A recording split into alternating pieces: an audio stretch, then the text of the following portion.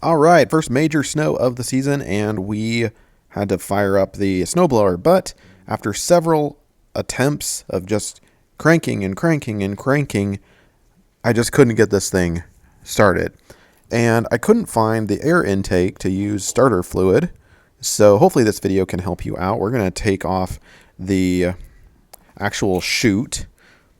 And to do so, you're going to watch me put this back together too. So there are several screws. You just kind of take that off, and then the red cover, there's 4 screws pretty much on each of the corners, and they just come right off. You'll need to remove the gas tank lid too to get that red cover off. Anyway, if you tuck your hand back in here kind of like this, you'll notice a little wing nut and then this black little case. Note the position of the case because you're going to put that back in the correct position as well. And there's the air intake right there. We'll spray some starter fluid on there just like that.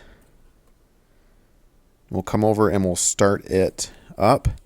Now I got to put the camera down to do this, so forgive me here. We'll prime it 3 times as indicated. Make sure the choke is out, and we'll give it a good yank. All right, it took me about 2 times, maybe 3 times for it to start right up. And that did it. I was seriously out here for 30 minutes cranking on this thing, thinking it was bad gas. So I obviously put fresh gas in it, shook it up a little bit.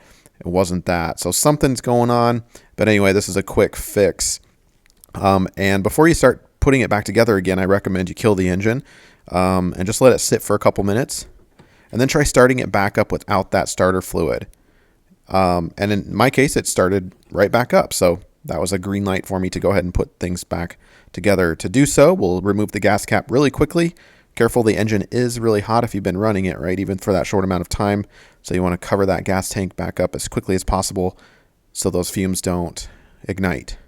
And then we'll put everything back on, aligning the holes accordingly.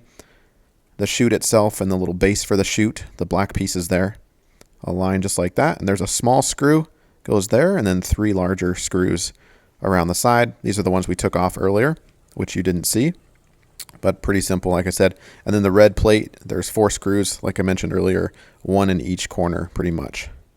And that is it. Simple. Hopefully this video helps you out. I do put out videos, home projects around the house, handyman kind of stuff, and home product reviews on occasion. So subscribe or follow me if you are interested. Thanks.